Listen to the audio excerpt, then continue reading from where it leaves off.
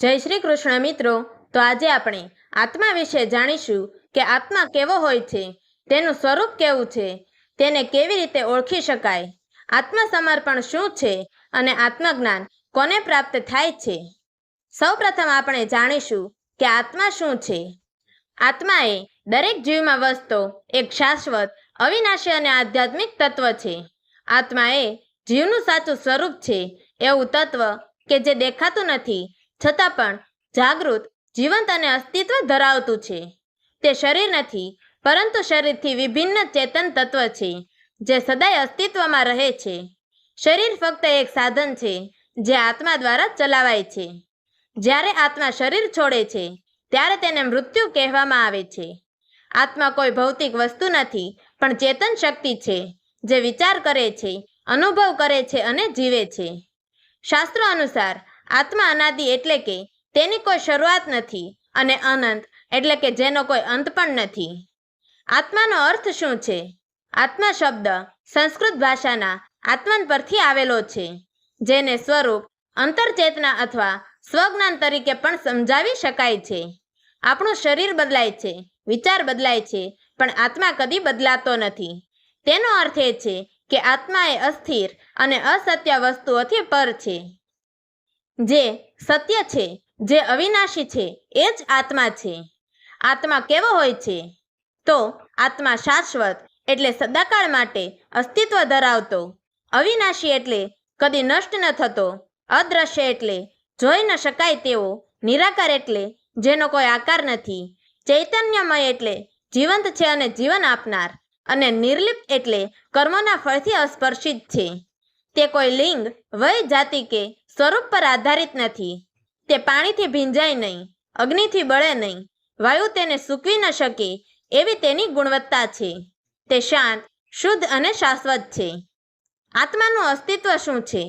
આત્માનું અસ્તિત્વ શાસ્ત્રો, અનુભવો, તત્વચિંતન, ગુરુઓના ઉદાહરણ અને આધ્યાત્મિક સાક્ષાત્કારો દ્વારા પ્રમાણિત થયેલું છે।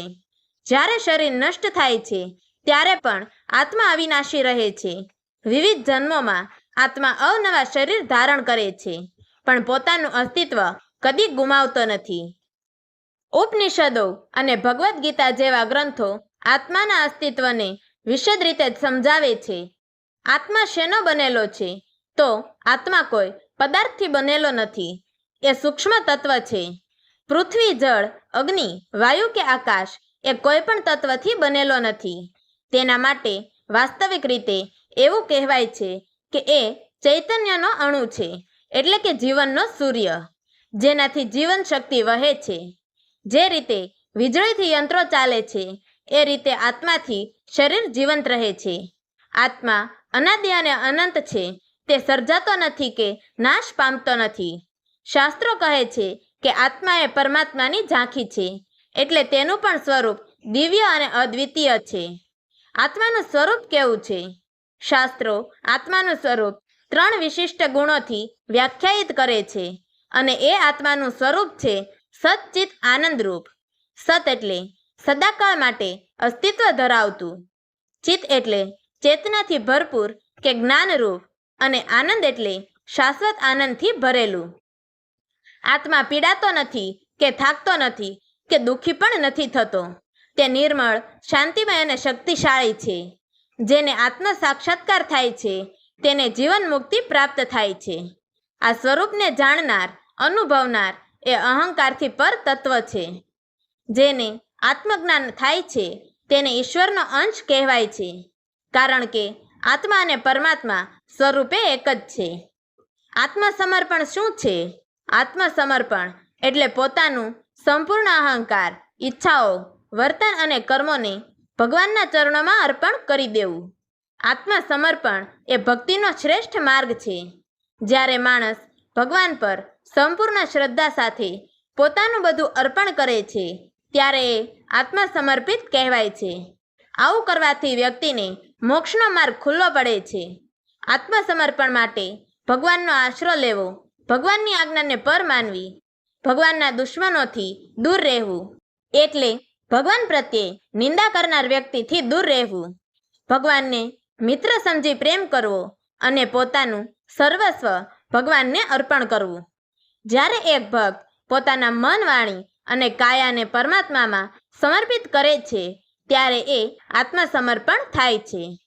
આવું સમર્પણ કરવાથી આત્મા મુક્ત બને છે અને જગતના બંધનોથી છૂટી જાય છે. આત્માની ઓળખ કેવી રીતે થાય? આત્માની ઓળખ ઇન્દ્રિયો, બુદ્ધિ, મન અથવા શરીરથી શક્ય નથી, કારણ કે આત્મા એ તેમના કરતાં પણ ઊંચું તત્વ છે. આત્માનું જ્ઞાન તપ, ધ્યાન અને આત્મવિચારથી પ્રાપ્ત થાય છે. સાચી રીતે ઓળખ કરવા માટે કેટલાક પગથિયા ખૂબ અગત્યના છે. જેમ કે હું કોણ છું એ સૌ પ્રથમ પ્રશ્ન ઊભો થવો જોઈએ. શું હું આ શરીર છું? નહીં, હું છું એ ચૈતન્યશીલ, અવિનાશી, શાંતિમય આત્મા. રોજ થોડી મિનિટોમાં ધ્યાનમાં બેઠા પછી વિચાર કરો કે મારું શરીર બદલાય છે, મારા વિચારો પણ બદલાય છે, પણ હું તો એમ જ કેમ છું? એટલે કે હું આત્મા અસલ છું. દૈનિક જીવનમાં એકાંત, શાંતિ અને ધ્યાન દ્વારા આત્માની અનુભૂતિ શક્ય બને છે. ધ્યાનમાં બેસીને હું કોણ છું તેના પર એક ચિત્તે વિચાર કરવાથી આંતરિક પ્રકાશ ઊભો થાય છે. ભગવદ્ ગીતા, ઉપનિષદો અને સંતોનો સાથ આપણી આત્મયાત્રાને સરળ બનાવે છે. જેમ કે ઉપનિષદમાં કહેવાયું છે કે તત્વમસી અર્થાત તું એ બ્રહ્મ એ આત્મા છે. સાચી ભક્તિ એ આત્માની ઓળખ તરફનું પગલું છે. ભગવાનના ચરણોમાં સમર્પણ આપણી આંતરિક આંખો ખોલે છે. આત્મજ્ઞાનની અસર શું થાય?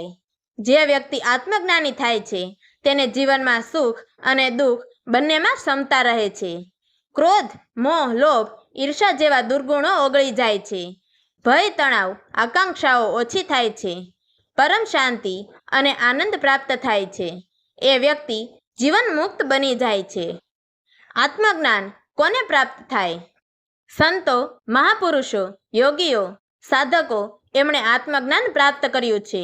તેઓએ પોતાને શરીરથી અલગ ઓળખ્યું છે અને દિવ્ય શાંતિનો અનુભવ કર્યો છે.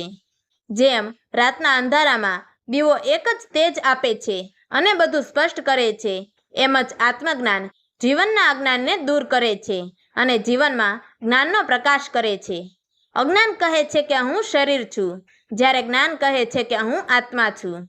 આમ આત્મા એ આપણા અસ્તિત્વનું મૂળ તત્વ છે. શરીરનું મૃત્યુ થાય છે પણ આત્માનું નહીં. આ આત્માને ઓળખવાનો માર્ગ એ આત્મજ્ઞાન છે, જે ધ્યાન, આત્મવિચાર, સત્સંગ અને ભક્તિથી પ્રાપ્ત થાય છે. જ્યારે આત્મજ્ઞાન થાય છે ત્યારે જીવન શાંત, સમતાવાન અને પરમ આનંદમય બને છે. તો મિત્રો, તમને અમારી આ વાર્તા પસંદ આવી હોય તો અમારી ચેનલને લાઈક કરજો, શેર કરજો અને આવી જ અવનવી વાર્તાઓ જાણવા માટે નીચે આપેલા બ્લેક બટનને ક્લિક કરી અમારી ચેનલને સબસ્ક્રાઈબ જરૂરથી કરજો. તો મિત્રો, અમારી આ વાર્તાને છેલ્લે સુધી સાંભળવા માટે તમારો ખૂબ ખૂબ ધન્યવાદ. જય શ્રી કૃષ્ણ. હર હર મહાદેવ.